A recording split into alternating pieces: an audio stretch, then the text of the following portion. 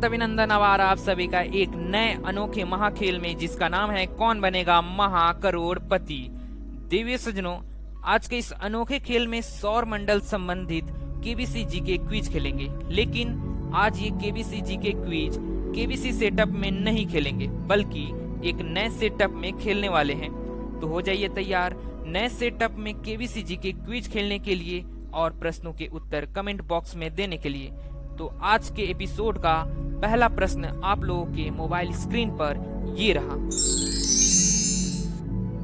आज के एपिसोड का पहला प्रश्न है, निम्नलिखित ग्रहों में से किस तारे को भोर का तारा या सांझ का तारा कहा जाता है? ऑप्शंस हैं ए बुध ग्रह, बी शुक्र ग्रह, सी मंगल ग्रह, डी शनि ग्रह। आपका समय शुरू होता है अब।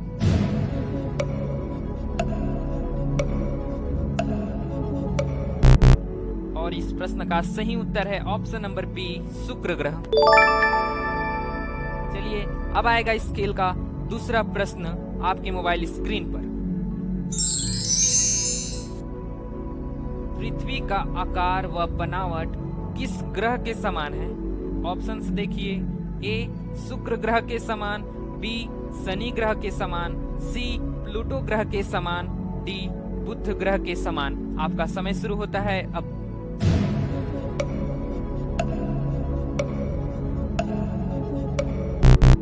चलिए बताइए इस प्रश्न का सही उत्तर क्या है? और इस प्रश्न का सही उत्तर है ऑप्शन नंबर ए शुक्र ग्रह। बहुत बढ़िया। अब आएगा तीसरा प्रश्न सीधे आपके मोबाइल स्क्रीन पर।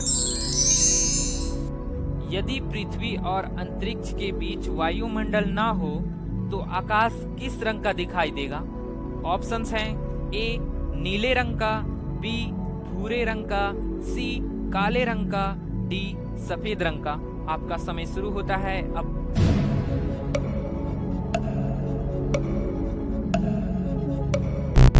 बताइए सही उत्तर क्या है जल्दी से कमेंट बॉक्स में। और इस प्रश्न का सही उत्तर हो जाएगा ऑप्शन नंबर सी काले रंग का। चलिए सही हो गया। अब आएगा चौथा प्रश्न सीधे आपके मोबाइल स्क्रीन पर।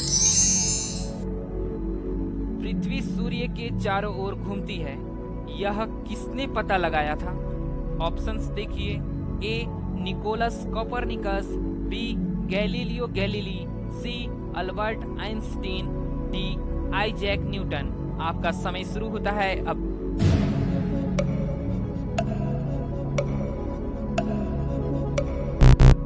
चलिए और इस प्रश्न का सही उत्तर हो जाएगा option number A Nicolaus Copernicus.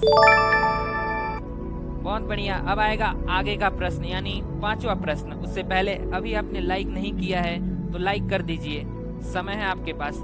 चलिए अभी लाइक कीजिए फटाफट, आप लोगों ने लाइक नहीं किया है। चलिए अब आएगा पांचवा प्रश्न। लाइक कर दिया ना? ठीक है। पांचवा प्रश्न आपके सामने ये रहा। आई होप कि आपने लाइक कर दिया होगा, ठीक है ना? ध्यान से कर दीजिएगा, बाकी शेयर भी कर सकते हैं। पृथ्वी अपने अक्ष पर किस दिशा की ओर घूमती है? ऑप्शंस हैं ए पूर्व से पश्चिम, बी पश्चिम से पूर्व, सी पश्चिम से पूर्वोत्तर, डी पूर्व से दक्षिण पश्चिम। आपका समय शुरू होता है अब।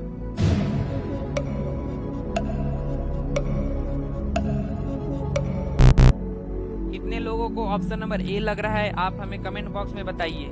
लेकिन इस प्रश्न का सही उत्तर ऑप्शन नंबर बी पश्चिम से पूर्व है। बहुत बढ़िया। अब आएगा छठवां प्रश्न सीधे आपके मोबाइल स्क्रीन पर। ग्रहों के टुकड़ों के छोटे समूह सीमित होते हैं जो मंगल और बृहस्पति ग्रह की कक्षाओं के बीच घूमते हैं। इनको क्या कहा जाता है? ऑप्शंस हैं ए उल्का, बी धूमकेतु, सी खगोलीय पिंड, डी क्षुद्र ग्रह। आपका समय शुरू होता है अब।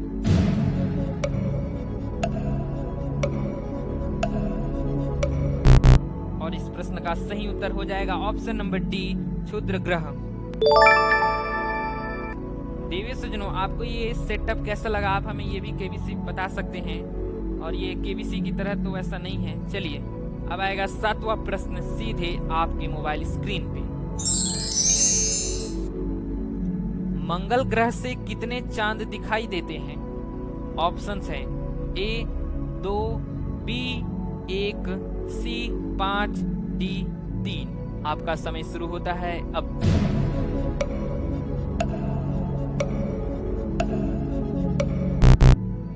इस प्रश्न का सही उत्तर जो होगा ऑप्शन नंबर ए 2।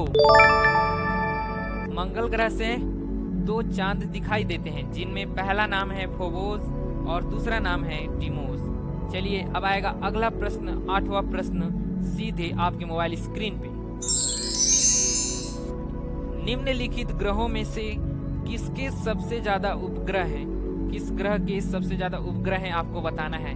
ऑप्शंस हैं ए मंगल ग्रह, बी बुध ग्रह, सी शनि ग्रह, डी बृहस्पति ग्रह। आपका समय शुरू होता है अब।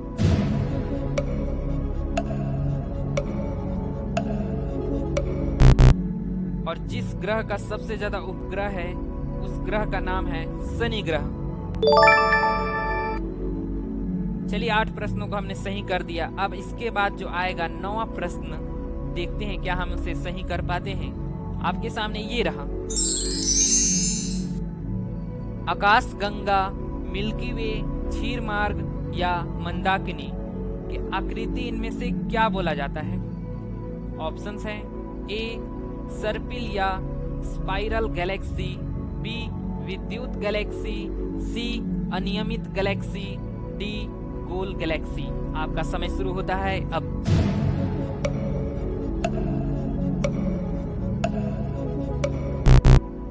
और इस आकृति को जो बोला जाता है उसे कहते हैं सर्पिल या स्पाइरल। तो हमारा सही हो जाता है ऑप्शन नंबर ए। अब आएगा 10वां प्रश्न, चलिए देखते हैं।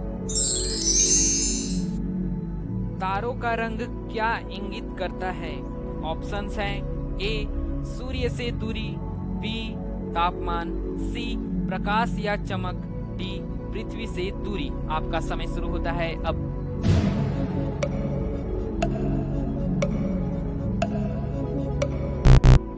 चलिए बताइए फटाफट, 10वां प्रश्न है ये और इसका जो सही उत्तर है ऑप्शन नंबर बी तापमान।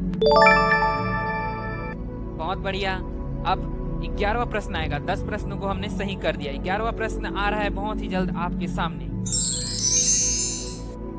देवी सज्जनों 11वां प्रश्न है, तारों के कारण निम्न में से कौन सी खगोलीय घटना होती है?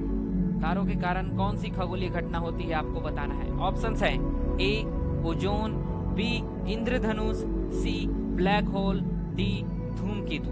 आपका समय शुरू होता है अब।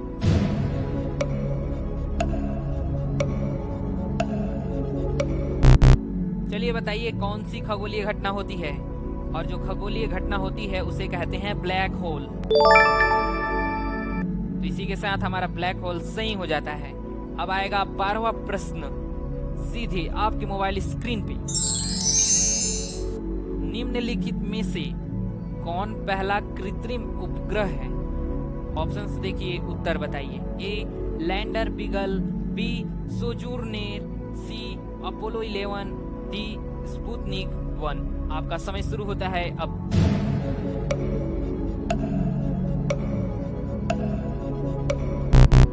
देवी सज्जनों इस प्रश्न का सही उत्तर हो जाएगा ऑप्शन नंबर डी स्पुतनिक 1। बहुत बढ़िया। अब आगे बढ़ते हैं और अगला प्रश्न देखते हैं क्या है। बहुत ही सिंपल क्वेश्चन आया है। सूर्य के चारों ओर 88 दिनों में एक परिक्रमा करने वाला कौन सा ग्रह है? ऑप्शंस हैं ए शुक्र ग्रह, बी बुध ग्रह, सी मंगल ग्रह, डी शनि ग्रह। आपका समय शुरू होता है अब।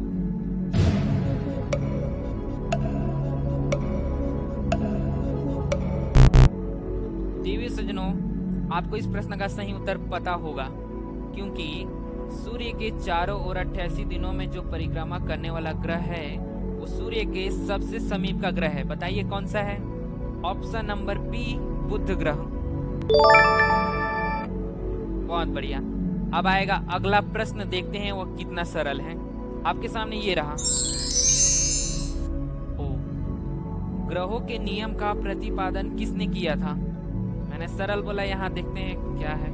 ऑप्शंस हैं ए कोपरनिकस, बी गैलीलियो, सी न्यूटन, डी केपलर। आपका समय शुरू होता है अब।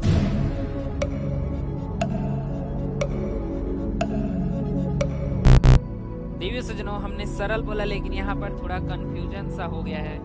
मुझे ए डी में लग रहा है पर पता नहीं कौन सा हो सकता है। और हो सकता है option number D. Option number D के साथ जाऊंगा, केपलर। देखते हैं क्या सही है। ऑप्शन नंबर डी बहुत बढ़िया, सही हो गया। ए में मुझे कंफ्यूजन जा रहा था। अब आएगा 15वां प्रश्न, ठीक है। उसके बाद 16वां आएगा। चलिए देखते हैं 15वां को। भारतीय अंतरिक्ष अनुसंधान संगठन यानी इसरो की स्थापना कब की गई थी? ऑप्शंस देखिए। ए जून 1978 में, बी सितंबर 1959 में, सी अगस्त 1969 में, डी अप्रैल 1953 में। आपका समय शुरू होता है अब।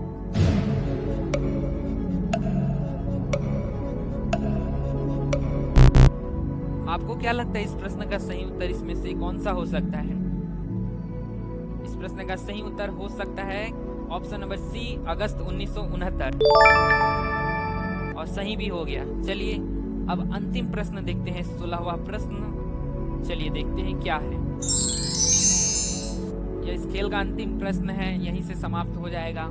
निम्नलिखित में से किस देश ने लूना कार्यक्रम नामक मानव रहित अंतरिक्ष मिशन श्रृंखला की शुरुआत की थी? ऑप्शंस हैं। ए भारत, बी चीन, सी संयुक्त राज्य अमेरिका, डी सोवियत संघ। आपका समय शुरू होता है अब।